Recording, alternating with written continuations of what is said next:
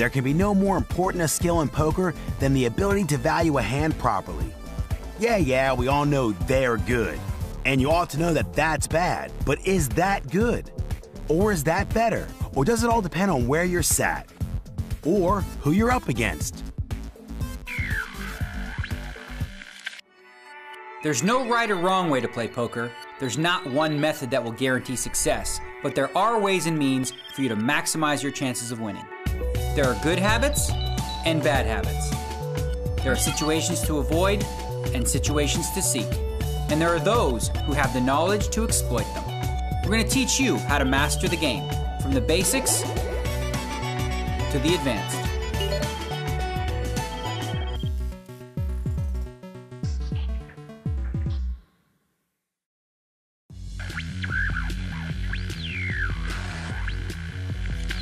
In the last show, we covered all the basics, everything you need to get started in the game.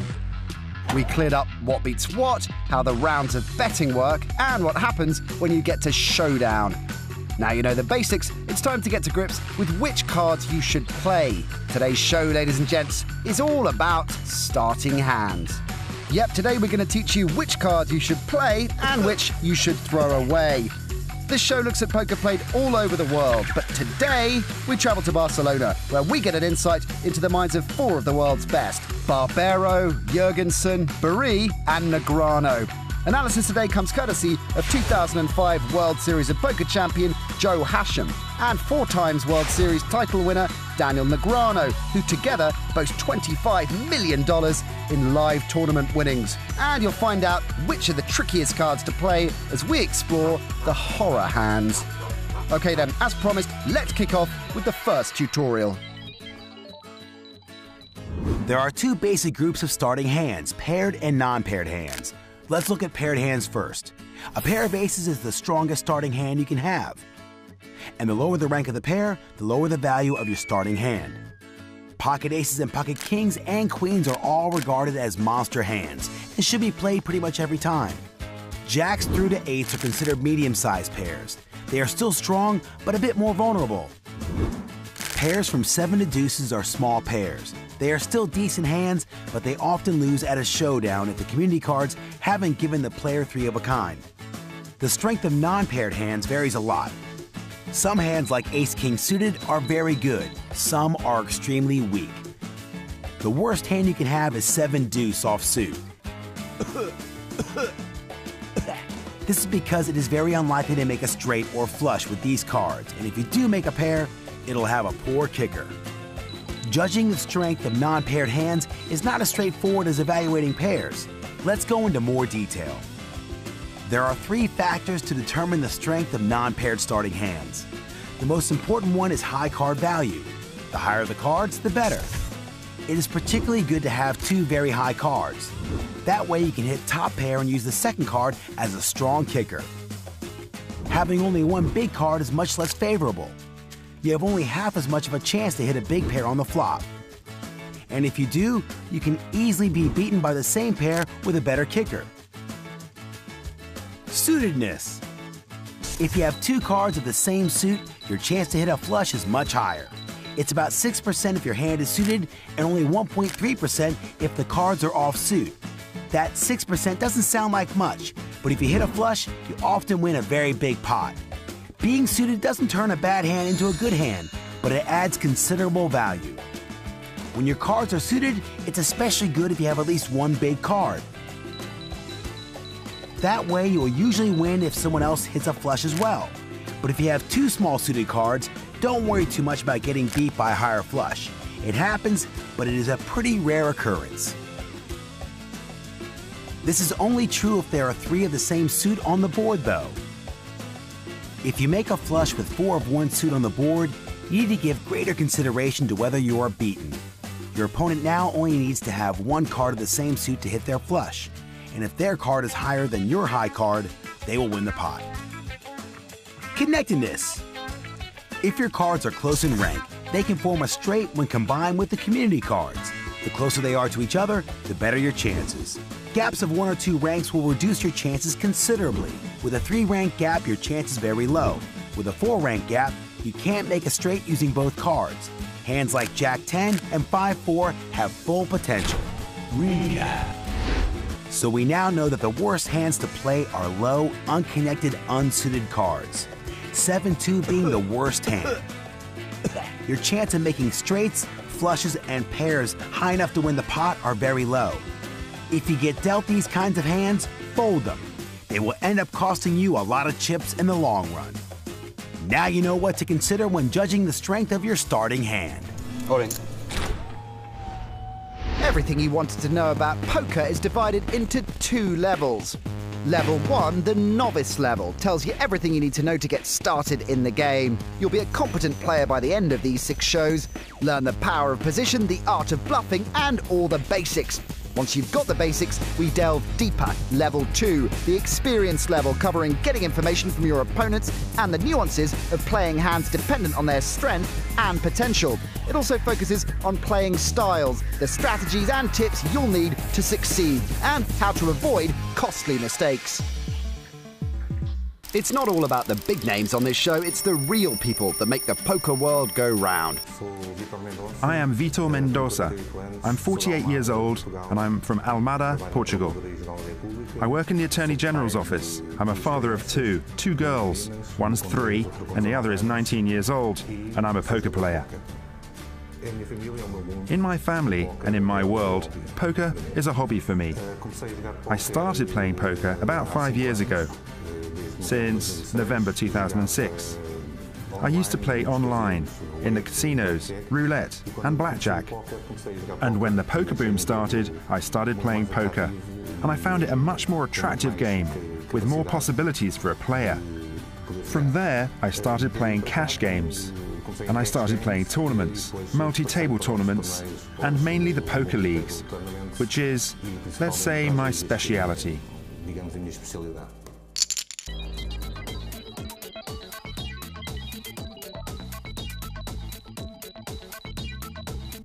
They say that curiosity killed the cat, but it's done for many a novice poker player too.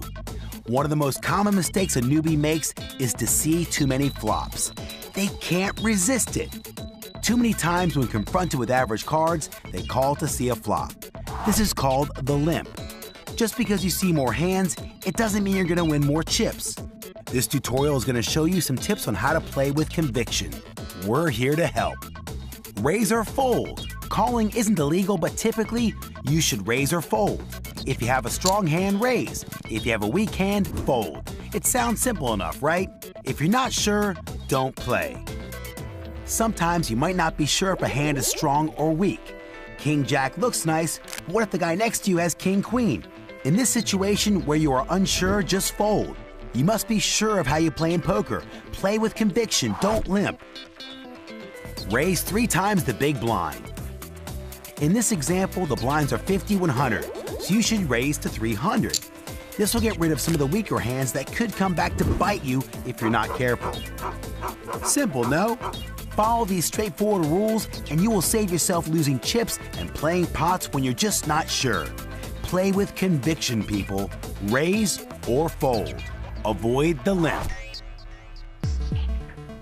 We've covered the limp, now let's examine some other poker terminology. You have a big hand? Raise when he's behind and check when he's ahead.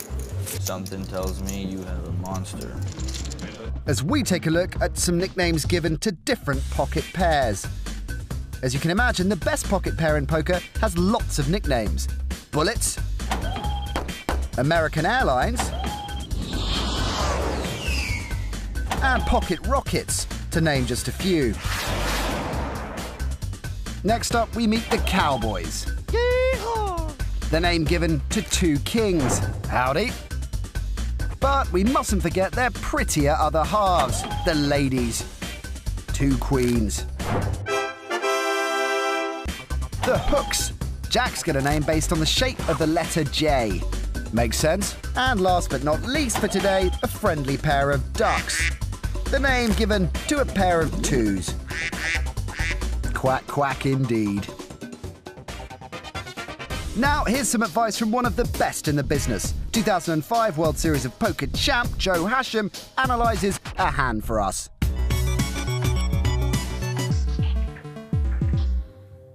Today we're going to look at how costly playing bad hands can be.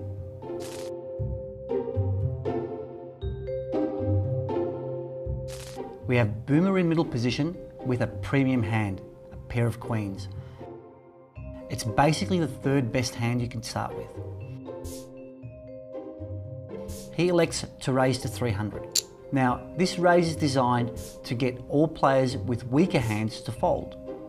Smokey, with 7-8 of hearts, a suited connector, elects to call the raise. 7-8 of hearts is a suited connector and it can become very effective, especially in position. It's folded around to the big blind Boy Wonder, who elects to call with Jack 4. He's probably elected to play this hand because he's already put some chips into the pot and it's not costing him too much more to play. But his big mistake is that his hand is too weak to play. A lot of amateurs, a lot of beginners make this mistake. Don't be fooled into playing hands that you shouldn't be.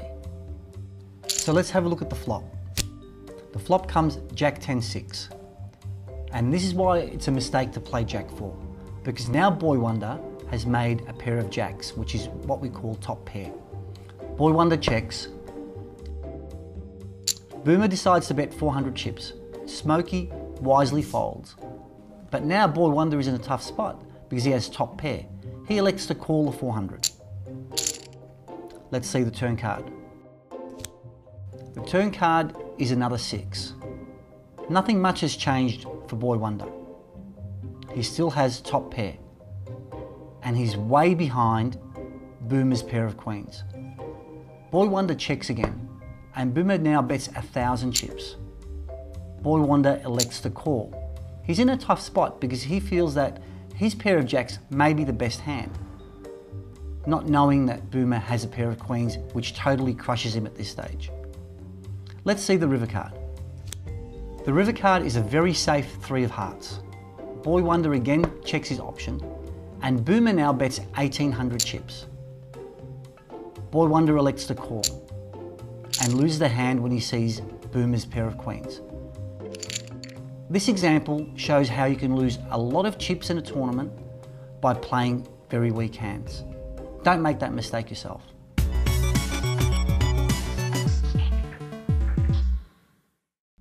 If you want to learn more about poker, then go to pokerstars.net.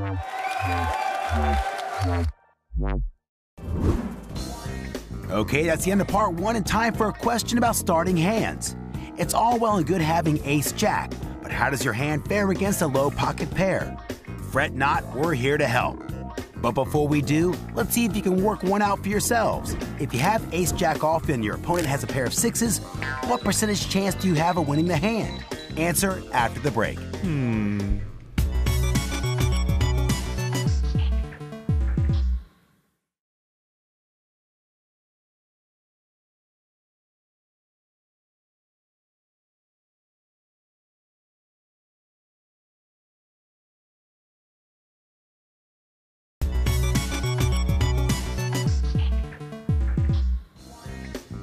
Before the break, we asked you what percentage chance of winning you would have if you had ace-jack off against a pair of 6s. The answer, 46%, or as most call it, a coin flip due to it being so close to 50-50. You need to hit at least an ace, a jack, or some kind of straight, or flush to win the hand.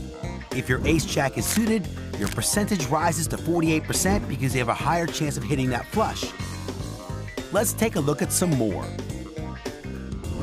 This time you have king-queen and your opponent has a pair of 8s. What's the likelihood of you winning in this one? Exactly the same, silly. You still have 2 overcards against your opponent's pair. The best hand to have against pocket aces is pocket aces. But after that, what do you want to be holding? You don't want a pair of kings. The answer is 5-6 suited. Like all suited connectors, it has a stronger chance to hit a straight or flush than other hands. The reason you want 5-6 suited is because the cards that make the straight, 2, 3, 4, and 7, 8, 9, will not help the ace hit a higher straight. Your likelihood of winning, 23%. Bottom line, you still want aces. Yeah!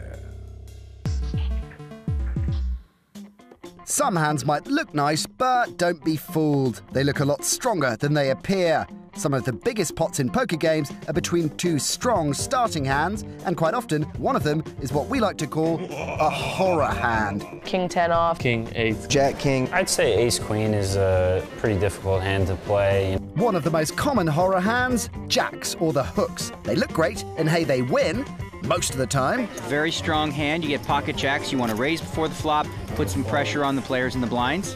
But ponder this, on the flop, more than half the time, you'll find at least one overcard, a queen, a king, or an ace. The question is whether your opponents are holding one. Our advice, to minimise the number of players in the hand by playing aggressively. Limit your post-flop opponents, and you'll reap the benefits.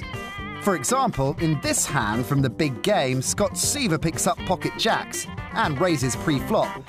King 10 for the cannon. He's out. Forcing everyone to fold apart from Vanessa Russo. His raise eliminated the chance for Aaron Jensen to outflop him, and he only has one overcard to deal with on a 9-10 king flop. With Russo checking the flop and the turn, he can now assume she doesn't have the king, and wins a nice little pot, all thanks to his pre-flop raise.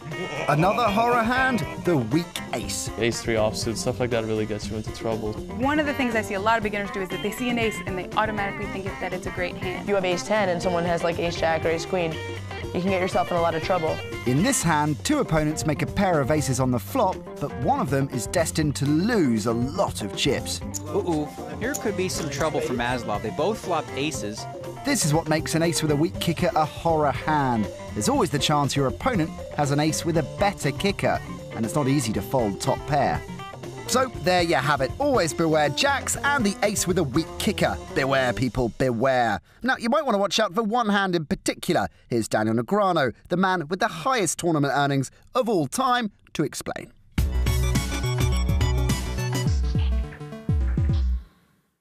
On today's show, we're going to be talking about Ace 10. Why Ace 10? Because Ace 10 is the epitome of a trouble hand.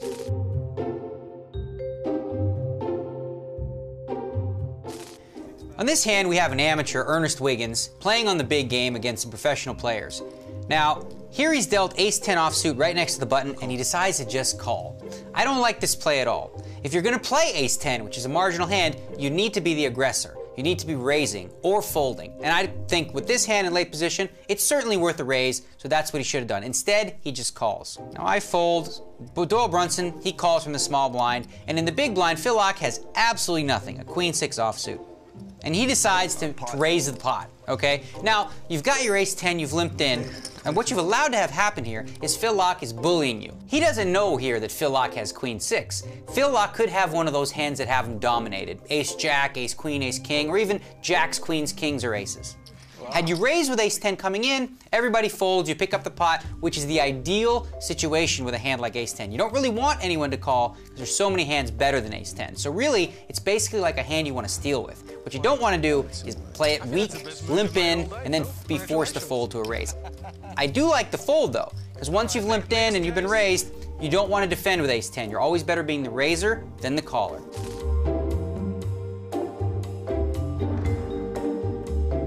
Now we're going to take a look at a hand that was played at an EPT final table, and once again, the hand in question is Ace 10.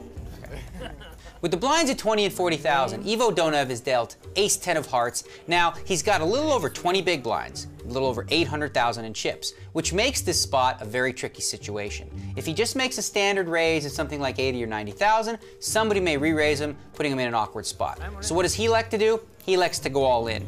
I don't necessarily love this play, because if anyone behind you has one of those hands that have you dominated, they're surely going to call. Ace Queen, Ace King, pocket jacks or better are definitely going to call. And if they do, you're going to be a big underdog to win this pot.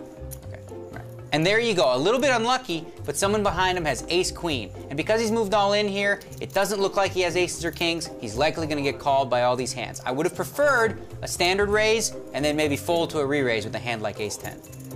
So now the dreaded situation has arisen. He's up against Ace Queen. He's going to have to catch a 10 or 3 hearts, which makes him about a 2-to-1 underdog. Right. So no luck there for Donev. He hits the rail with Ace 10, and you will too if you overplay it in these kind of situations. Be careful with Ace 10. Use it as a stealing hand, and don't get too involved.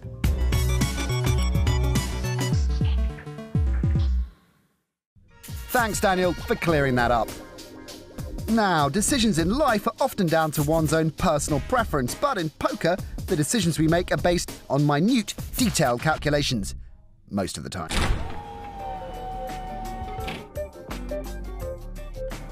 In this hand, taken from Copenhagen in Season 3 of the European Poker Tour, the Dane, Theo Jorgensen, has pushed all in with aces. Richard Toth has Queen 9. That's Queen 9. Now, if you've learned anything from this show... How much is it in total? 270. You should have learned that Queen 9, a suited 2 gapper, has potential, but not against a guy who's pushed all in. An easy decision, surely, not if you take instinct into account. Theo, I think I have to trust in my instincts. It's as you've got nothing on me.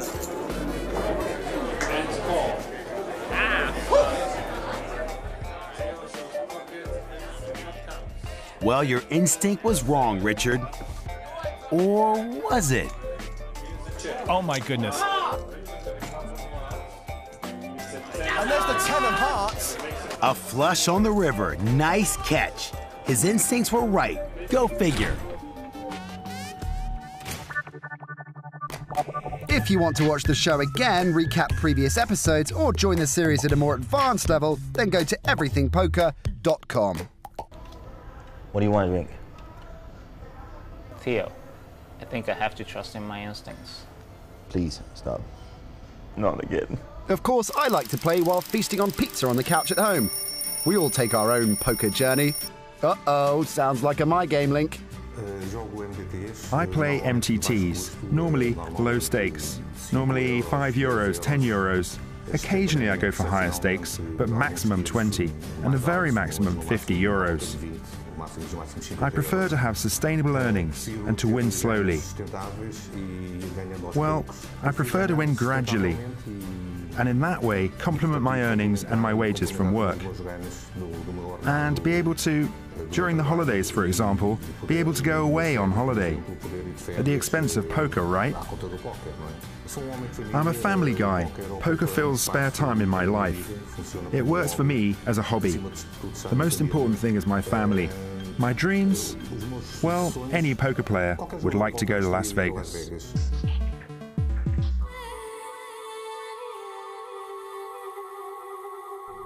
To Barcelona now, and a chance to hear the pros' take on the strength of different starting hands. Theo Jorgensen, he of the bad beat, is in attendance along with EPT San Remo champion Liv Boeree, two-time LAPT champion Nacho Barbero, and the one and only Daniel Negreanu. Well, like when I started playing, limit hold'em back in the day, everyone was so big on like starting hands. You can't play this in this position and all that, but I was much looser and much more aggressive and wilder, and like it was always my belief that real skill comes post-flop and starting hand requirements are kind of like overrated. I know you play, I'll point to you because I know you play on that. Do you believe that sometimes people spend far too much time worrying about like pre-flop starting hand requirements rather than situations? Yeah, I think they do. You gotta raise in some spots, but at the beginning, I also believe that you gotta avoid some certain spots being a beginner. So it's like, don't be racing with like ace-10 under the gun. Under the gun is a position on the table, the first to act. We'll cover it in the next show. Weak aces are like hands that are gonna get you in trouble later on. Feels like the better you are as a player, and I always give this advice, the better you are as a player, the more hands you can play. Simply, but there are, as you mentioned, like hands, like are there hands that you just find that, for example, for yourself, that you find, okay, when you're in a tournament or whatever the case may be, that you seem to be doing fine, and there's a certain type of hand that you're like, oh boy, this is dangerous, I could blow my whole stack here, so maybe you decide to throw it away or just play cautiously. Other types of hands that you would, and what are they? What kind of hands would you? Especially hands like Nacho talked about, the like ace-10s and... Ace-10, even ace-jack, something like that when you're sitting there on the button. For an example, okay, and you raise and it's up against aggressive players, and you know there's a big chance you might get a re-raise here. And then you have to take a very, very difficult decision whether you have to go with this one or not. Do you think there's a group of hands that are underrated? Well, yeah, things like suited one-gappers. Poker players refer to two cards like 7 and 9 as one-gappers. There's a gap of 1 between them. Two-gappers even. Like 7-9 of clubs and 6-8 of spades, that kind of stuff. Yeah, I actually really like 9-10 suited. It makes you so much money on the long term that, I mean. That, I agree. Like, we talk about trouble hands, you mentioned ace-10 offsuit, right? That's a hand where, in a position, it's not something you want to play, but a hand like 9-10 suited, completely different. Now, if you look at the two hands side by side and run it hot and cold, ace-10 is way better than 9-10 suited, but not when you factor in post-flop play. Whenever I teach someone, new, you basically teach them a very stringent, like, starting hands rules where you got to play tight, and you got to play aggressive when you do, and you're going to get exploited because people are going to know that and they're going to pick up on it. But if you're new to the game, it's really the best approach. If you just get in there and start gambling like the pros do, you're going to get outplayed left, right, and center. So we might not have covered everything you wanted to know about poker, but we're making good progress. To practice all you've learned in the show today, go to PokerStars.net and follow the simple instructions for downloading the free software. Once on the site, enter a play money table. And this week's task is to only play the types of hands we suggested in the show and avoid limping wherever possible. If you follow our advice, you may be surprised at the results. Here's what's coming up on the next show. We take our first look at position, explain what it is and why it matters so much.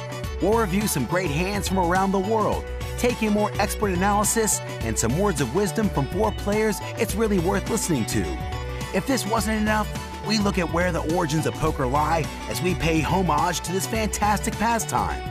This is the greatest card game on the planet, ladies and gents. Let's master it together.